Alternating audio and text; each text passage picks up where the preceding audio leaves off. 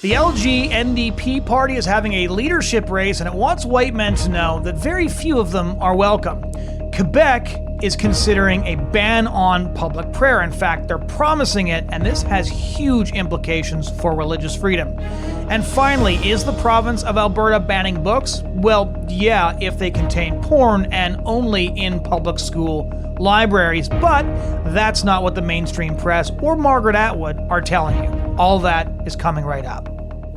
The NDP leadership race is underway, and the party is limiting signatures from cis men. That is not my line. That is a headline from the National Post on September 2.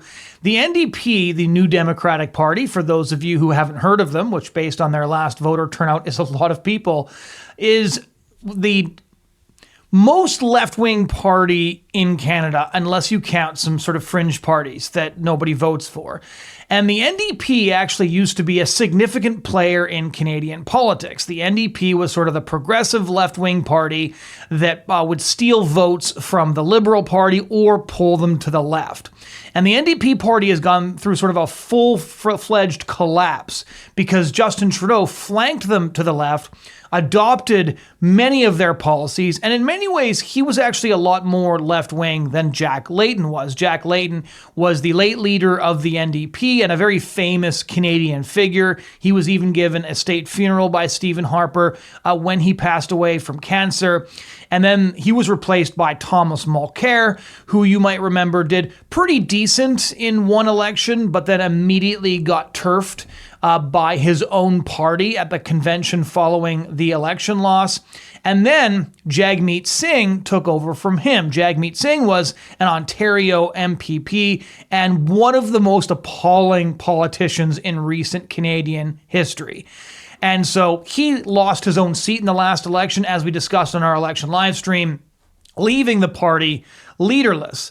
And so now the NDP has this opportunity, especially now that you've got central banker Mark Carney in charge of the Liberal Party, to reestablish themselves as a serious party of the working man left.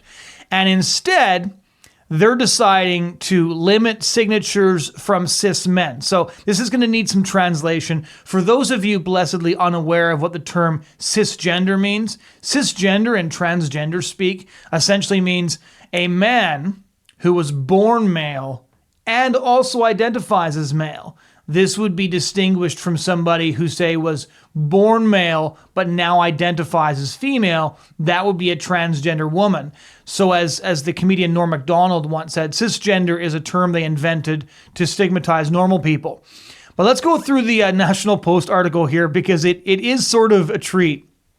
Prospective federal NDP leadership candidates will have to raise $100,000 and amass 500 signatures from members. It gives you an indication of how few members they have, most of which cannot come from cisgender men. There are no quotes around cisgender, and I deeply object to that, to be officially in the running according to rules that were released on Tuesday.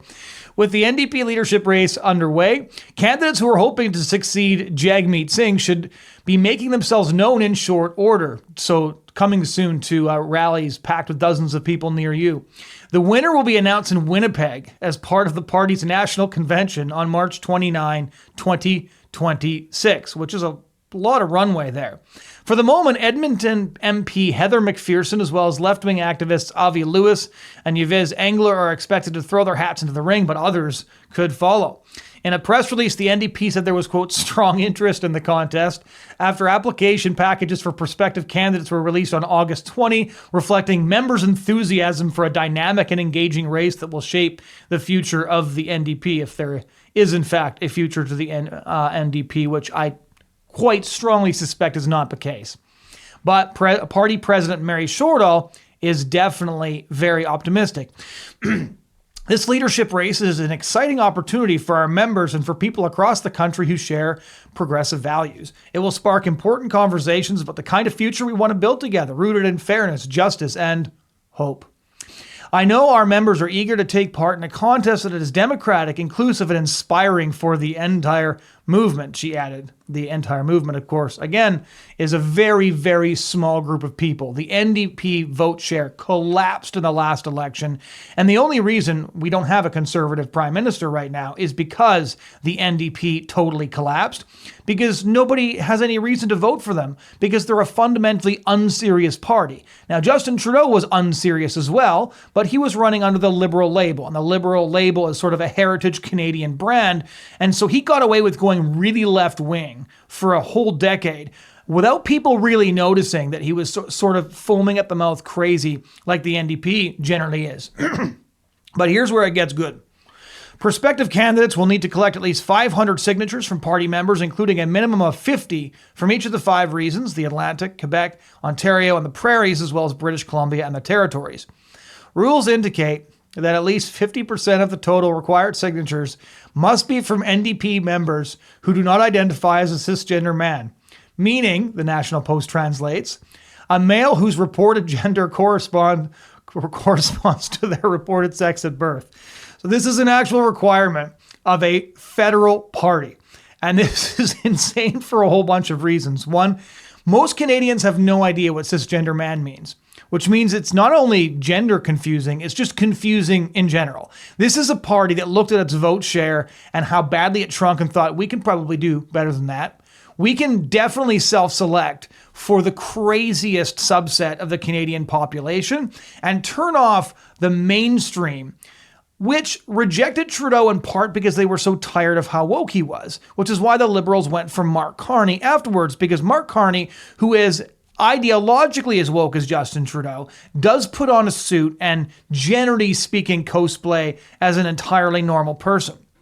So the party also requires a minimum of 100 signatures to be from, quote, equity-seeking group, such as racialized members, Indigenous members, members of the LGBTQ plus community, and persons living with disabilities. The party did not immediately respond when asked how officials would reasonably verify if members identified as cisgender men or as being part of equity-seeking groups. Now, every possible joke you can make has already been done. So in Latin America, in the last Mexican election, for example, a bunch of cisgender males, that is to say normal men, identified as trans or as non-binary just to get on the ballot, because they were like, well, we really want to run, and there's now no longer any bar for identifying however you want, right? So back in the day, if you identified as transsexual, there was this entire process you would go through, usually followed up by a bunch of different procedures, and you would want to live as the sex that you claimed to be.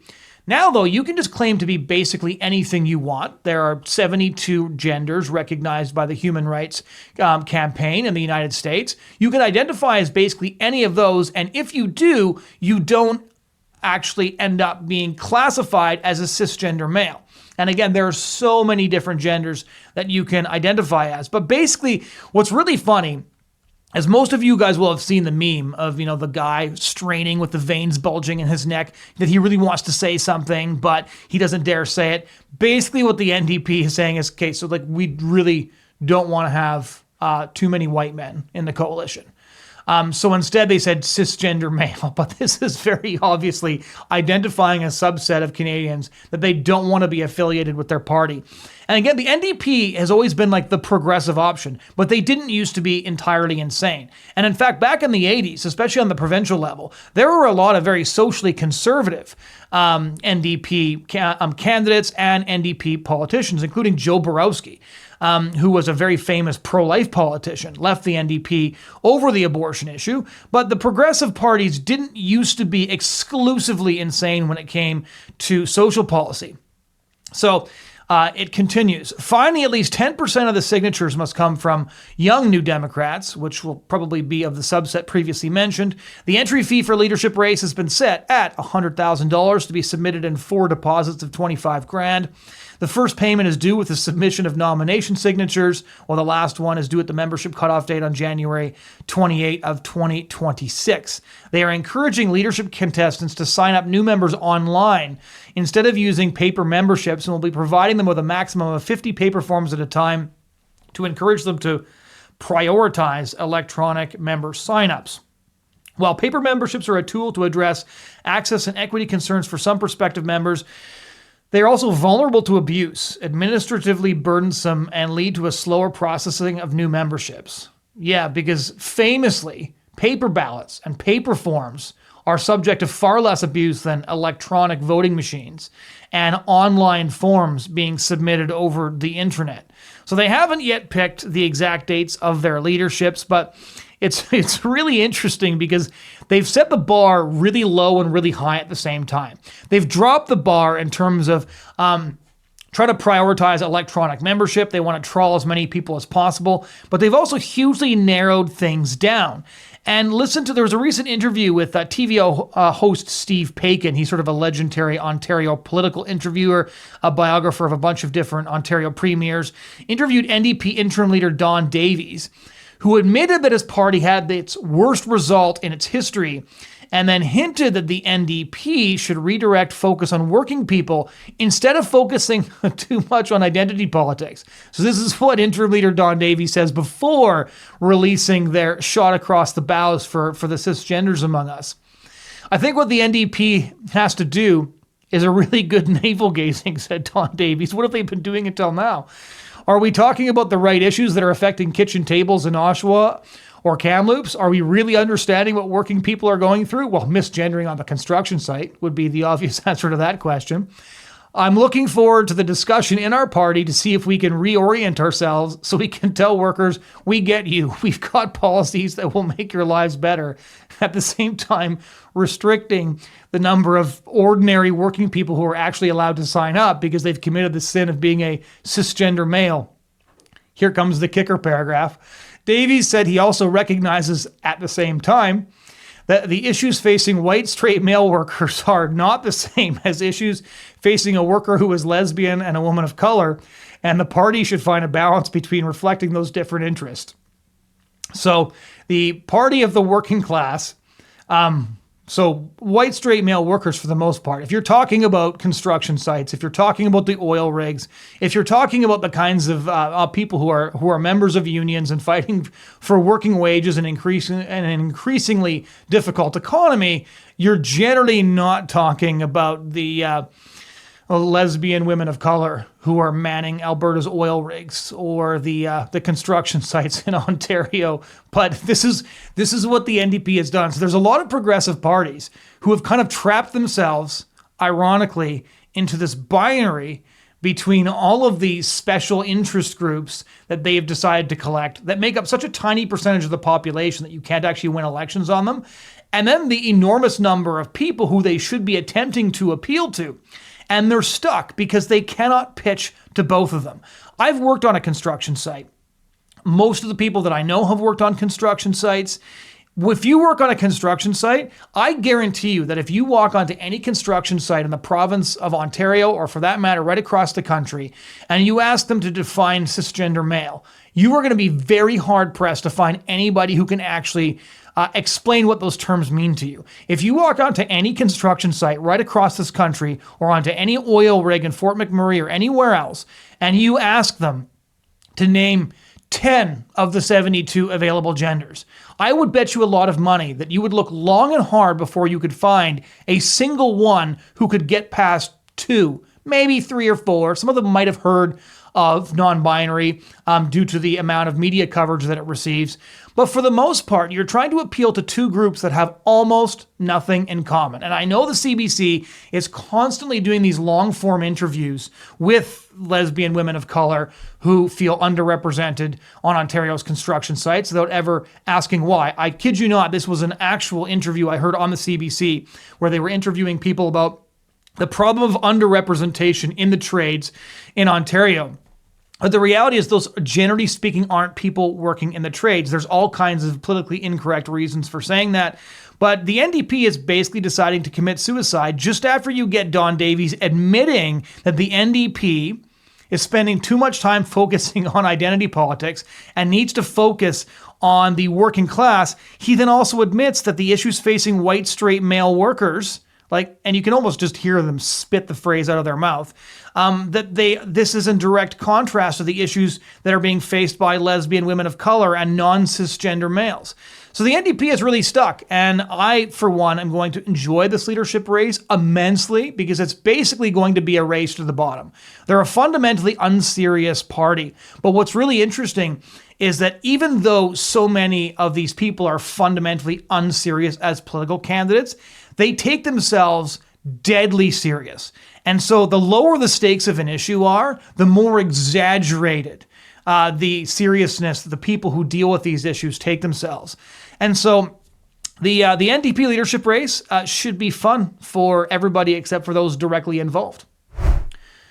The province of Quebec is planning to ban prayer in public. Now, this is not a particularly surprising story in a lot of ways because Quebec, since the silent revolution of the 1950s, the quiet revolution of the 1950s, has been an aggressively secular place. And so the Quebec government has now announced that it's planning to ban prayer in public places as part of a move to strengthen secularism in the province. And the announcement basically makes good on a suggestion put forward last December, which we mentioned on the Bridgehead briefing at the time, by Premier François Legault, who said he doesn't want to see people praying in public parks or streets. So I don't know how many public prayer vigils he's stumbled across, but clearly he's just absolutely fed up with this. And so recently, the secularism minister, which is a thing Quebec has, confirmed that he's going to be tabling legislation this fall to outlaw the practice again of praying in public. And here's what he said in a written statement. The rise of street prayers is a serious and sensitive issue in Quebec. Last December, our government expressed its unease with this growing phenomenon, particularly in Montreal. Now, where does this come from? So it's kind of interesting. The story is a little bit more complicated than it would seem on the face of it, because when somebody thinks of prayer in public, they right away think, okay, here's Quebec's aggressively secular government going after Christians again. But for the most part, it actually isn't Christians who are praying in public. It does happen, but it's not a really common practice. And so the reason that they're announcing this is in response actually to Muslim prayers that have been taking place as part of pro-Palestinian demonstrations, including in front of the Notre Dame Basilica in Montreal. And so there's been a lot of tensions here with the Montreal Jewish community, with Palestinian protesters who are choosing to pray outside the Catholic cathedral. And the secularism minister didn't say whether the government would invoke the notwithstanding clause, which would allow their new bill, which we haven't read yet, so we can't really get into the details, to override certain sections of the Canadian Charter of Rights and Freedoms. But last year, the Premier did say they were considering that possibility. But it's really interesting because on one hand, this is the same problem you had in France, where you actually had in France a couple of years back, they banned burkini swimwear on the beaches because it was offensive to the secularist ideals of France. And so basically what they said was you have to be wearing a bikini, you have to be dressed very immodestly in order to go to the beach at all. And you're kind of trapped with these aggressively secular culture warriors who want to combat the influence of Islam on the public square, but do so by passing legislation that ends up criminalizing a whole range of religious practices from a whole range of religious groups. And it makes it kind of sticky, and it highlights sort of the tensions in a multicultural society. And of course, the Quebec government has previously banned public expressions of faith in public institutions, including the Huguenot cross, the Catholic crucifix, and things like that. But here's how the Premier actually talked about the ban. And this is a direct quote from the Premier. Seeing people on their knees in the streets praying, I think we have to ask ourselves the question, I don't think it's something we should see. Now, obviously, I find that statement very problematic. I get that what he's probably referring to is the Palestinian demonstrators in front of a Catholic cathedral. And they're doing this, obviously, to incite tension. They're doing this in order to draw attention to their cause. They're doing this to attract media attention. But the reality is that an anti-prayer ban is a crackdown on all religious groups. My religious tradition is not a huge fan of praying in public in general. At the same time, it's hugely problematic to ban the practice. It is obviously in contravention of religious freedom. And of course, one of the major groups responding first was the Canadian Muslim Forum, which said it was deeply concerned by the news because a, quote, blanket ban would stigmatize communities, fuel exclusion, and undermine Quebec's social cohesion. That's definitely stretching it a little bit because obviously Muslims praying outside a Catholic cathedral is a threat to Quebec's social cohesion or whatever there is left of it. And the legislation is definitely part of a larger push by the province's Coalition Avenir Quebec government to expand secularism rules, including extending the province's workplace ban on religious symbols to all public school staff. So this comes after an independent committee made 50 recommendations to the government earlier this week on how to strengthen secularism. So it's really interesting. Since the Quiet Revolution, before which Quebec was a very Catholic place, secularism has become the new de facto state ideology. And secularism sets itself against all religious traditions. And so there was a nearly 300-page report from this committee which suggested limiting religious accommodations and then extending the religious symbol ban even to daycare workers. And so the committee, which was headed up by 2 lawyers, also looked at the question of public prayer, but actually stopped short at the time of recommending a blanket ban. And instead, the report said municipalities should be able to deal with this. And they said they wanted to strike a balance between upholding Quebec's collective values, which are secular, if secular values are even such a thing that exists, and the, quote, preservation of a religious practice that do not unduly harm public order. Now, what's interesting is that when you see a ban on public prayer, with the argument being put forward by advocates of this ban saying, we still have our churches, we still have our synagogues, we still have our religious buildings, and we can pray inside those buildings, we can pray inside our homes. So this ban isn't really an onerous infringement on religious freedom, kind of ignores the fundamental concept of religious freedom. And Al Mohler wrote about this in a book almost 10 years ago now, where he made a distinction between freedom of worship and freedom of religion. And I think what he wrote there kind of highlights what we see happening in Quebec right now. Mohler wrote the following: even while religious liberty is supposedly recognized and affirmed, it is often being transformed and minimized. The Obama administration provided a classic example of this. Numerous representatives of the administration, including the president himself, shifted their language from freedom of religion to freedom of worship.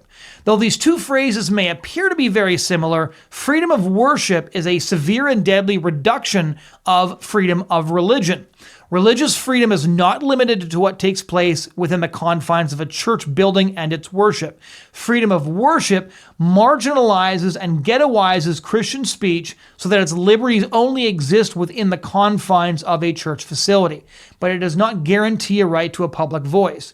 Freedom of worship essentially muzzles the Christian in the public square. And so that's what Quebec is essentially trying to do. It's saying you have freedom of worship, but you don't actually have freedom of religion. The public space is a place where prayer, a form of Christian speech, obviously, and a form of speech for other religious groups, is now formally illegal because, as the premier says, we shouldn't be seeing people on their knees in public.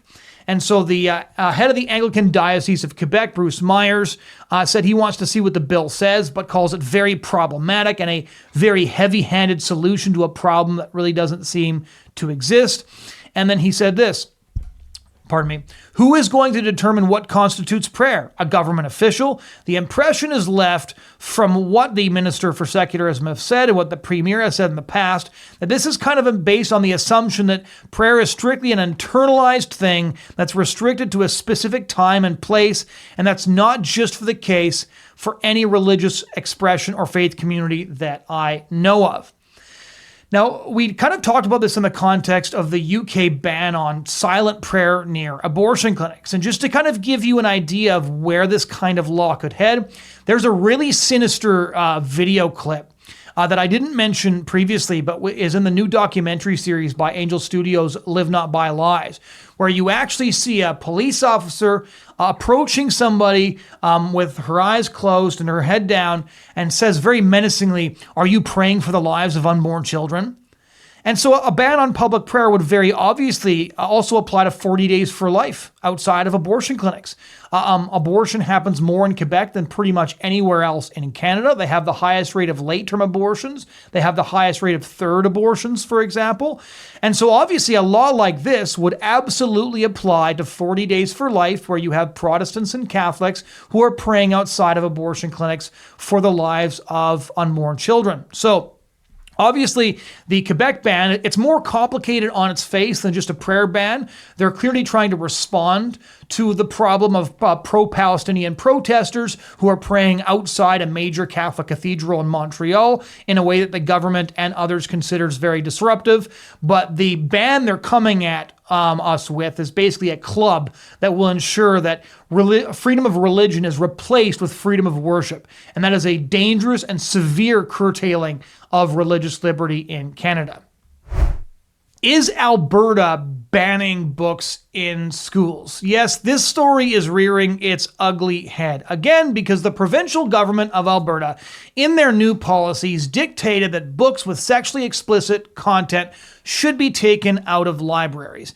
And everybody's least favorite Canadian author, Margaret Atwood, author of the awful book, The Handmaid's Tale, of course, is coming after Alberta with a vengeance. Because Margaret Atwood, as we've discussed before on the briefing, is the kind of person who thinks that she's a martyr simply because government schools don't want to proactively pay for her book and provide it to students. And so there's an article in CTV here, and I want to kind of give you an update on this Alberta book ban because most of what is in the public press is garbage. Margaret Atwood is taking aim at Alberta's controversial ban on school library books containing sexual content with a new satirical short story after the famed author's novel, The Handmaid's Tale, was yanked from some shelves due to the province's sweeping new rules. It is entirely reasonable and would have been seen as reasonable by any previous generation that books detailing sexually explicit things should be removed from libraries. The reason that Danielle Smith's United Conservative government brought in these rules is because school libraries were both providing and in some cases recommending books with pornographic scenes in them, not only written pornographic scenes, but graphic novels that featured homosexual fellatio, that featured explicit, graphic, step-by-step depictions of various sex acts. These books are not appropriate, at the least, for school children, and the government should not be paying for these books and providing them to students. Of course, nobody can say that anymore because LGBT activists started off by accusing all those who said that they wanted to sexualize children as being bigoted and homophobic, and now are furious when people object to them attempting to do just that. So, in a social media post on Sunday, Margaret Atwood said that since the literary classic is no longer suitable in Alberta schools, she has written a short story for 17-year-olds about two very good children named John and Mary. Now, I'm going to actually do a dramatic reading of Margaret Atwood's short story because it kind of showcases the kind of literary talent that Alberta school children are going to be denied. And I'm sure once I'm completed, I've finished reading this very short story, that you too will be heartbroken that the children of Alberta will no longer be exposed to such genius. So this is about John and Mary. They never picked their noses or had bowel movements or zits. They grew up and married each other and produced 5 perfect children without ever having sex. But while doing that, The Handmaid's Tale came true and Premier Danielle Smith found herself with a nice blue dress but no job. The end. I don't think the CTV quoted the whole thing, so there might be a couple of missing things. Yes, because so John and Mary also paid no attention to the poor and forgiving your enemies and such. Instead, they practiced selfish, rapacious capitalism, which one could argue Atwood is doing by insisting that the government purchase her books, which gives her royalties, and then those books can be supplied to kids. So this story is obviously, well, A, not a story, but B, it's a deliberate exercise in missing the point because there are only 2 possibilities here. One, Margaret Atwood is genuinely too thick to understand that the government does not want to supply books with sexually explicit scenes, including graphic novels, to children. Due to the fact that diversity is Alberta's strength, and most parents believe that explaining these things to their kids is their jobs, not the schools, and certainly not books written by queer activists. Or number two, Margaret Atwood understands that that's the point, but decides instead to pretend the government's trying to bubble wrap kids by avoiding stuff about picking noses and bowel movements or zits. Like, how old are we? Are you kidding me?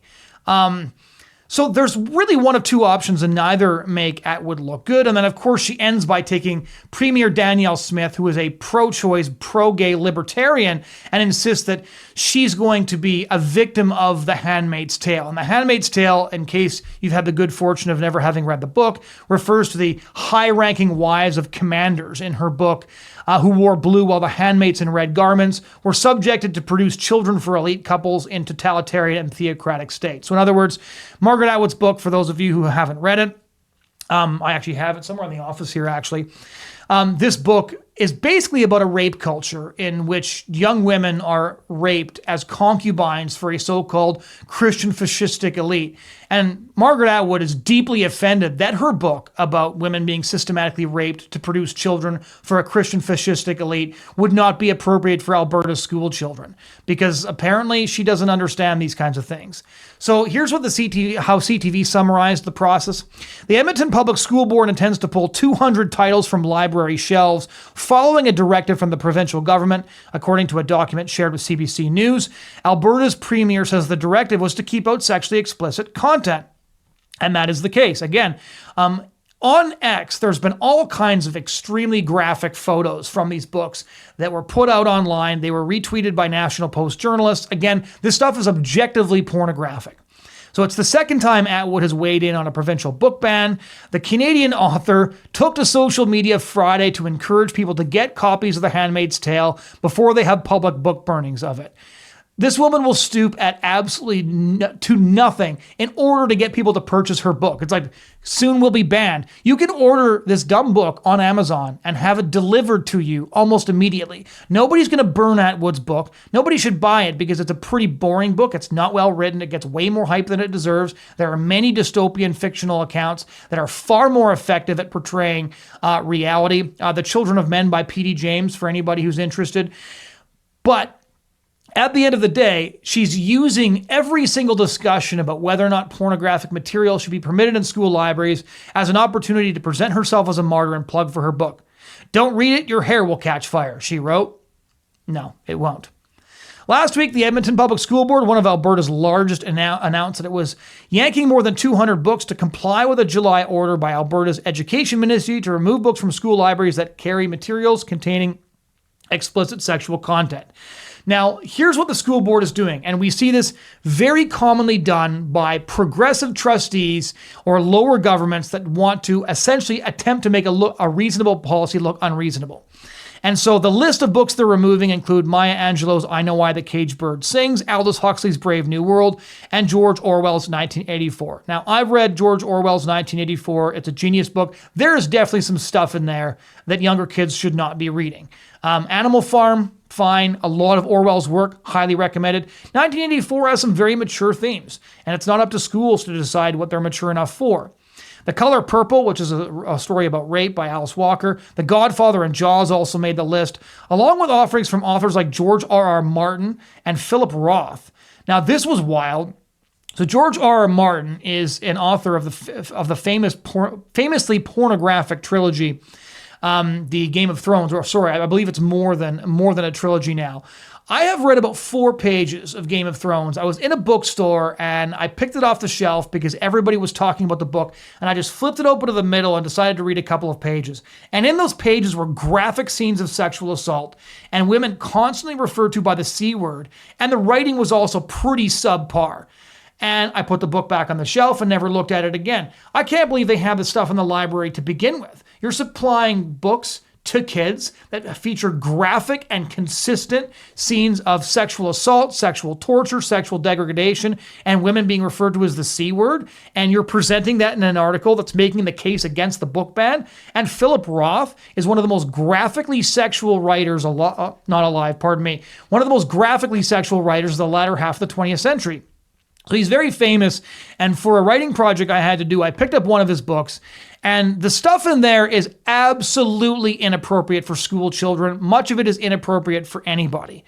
And so Danielle Smith's response here, and I think this is the right response, she said that Edmonton's public school board had gone over the top in complying with the ban, and the division's list is a form of vicious compliance. Now, vicious compliance basically means they're going to take the rule and they're going to obey the letter of the rule, not the spirit of the rule. So Danielle Smith is referring to books like Genderqueer and Flamer, and for that matter, George R.R. Martin's books, which are graphic depictions of sex and sexuality, and often graphic depictions of a diversity of sex acts and sexual torture. Instead, what they're doing is they're going to look through every single classic book that contains any reference to sexuality and pull it off the shelf to give people like Margaret Atwood the opportunity to pretend that Danielle Smith, the libertarian, is trying to usher in A Handmaid's Tale. It's a really transparent tactic, but the CBC, the CTV, etc. all go along with it. In a statement, School Board Chair Julie Kusiak said that the list meets the criteria set out by the government, and anyone unhappy with it should contact Alberta Education Minister Demetrius Nicolaides. So in other words, they're going to take this as far as they possibly can and tell people, hey, the Alberta Education Minister doesn't want you to read George Orwell. Interesting, isn't it? It's such a transparent tactic. And so actually earlier this week, the Education Minister posted lists online. And so he's basically saying, well, here's his tweet. Over the past few months, I have seen several comments from Albertans asking for proof that these books existed in Alberta schools. The books he's referenced are the very pornographic graphic novels that Danielle Smith referenced at her press conference about these policies. The Education Minister continues, I initially did not share this list as I did not feel drawing attention to individual schools was necessary or helpful. However, I believe Albertans deserve transparency. Please see below a list of which schools had these books. And it is a very long list here. If I read just a couple, Center High, Jasper Place, Strathhorse, Victoria, it's pretty much all the schools were carrying these books because LGBT curriculum is recommended by a lot of school boards. And then he includes at the end of it a bunch of photos of very graphic sexual manga books. Again, these are graphic novels. The book Genderqueer, which involves step-by-step photographs of people giving each other oral sex. The book Flamer. And so he's giving all of the evidence, but here's the thing, is those criticizing a policy of keeping sexually explicit material out of libraries first claim that they're trying to keep George Orwell and other books out of the library, and when the minister here provides evidence that no, this is what we were talking about and this is what the policy was targeting, now they'll come out and say, well, those books are essential for LGBT students. So they're going to use whatever argument they think works. But anyways, this is basically the tactic that we can expect to see from here on out, is anytime you claim to be attempting to restrict pornographic material in libraries, everybody goes nuts. And Jonathan Kay, actually, the National Post writer, had a pretty good summary of this on his X. He said this tiresome culture war script keeps playing out. 1, government rightly tells libraries to stop stocking porn. 2, librarians rightly note that kids who want porn will look for it online, so who cares, but overplay their hand by wrongly claiming that being anti-porn is also being anti-LGBT, etc. 3, government rightly denounces this as BS. And 4, librarians stunningly and bravely raise the stakes and delight their 17 followers by grandstanding as porn-positive fetish allies. And then 5, literary grandees such as Margaret Atwood now imagine that protecting the 4 unread copies of Heather Has 3 Penises, an erotic pop-up adventure for pie-spirited gender knots, is the civil liberty cause of our millennium. 6, government returns to step 1, rinse and repeat. That pretty much sums it up. Thank you so much for listening to the Bridgehead Briefing today. If you found the commentary helpful, again, please do like the video or share it around. Subscribe to the channel. That's very helpful for us. And thank you so much for your time. We'll see you again next week.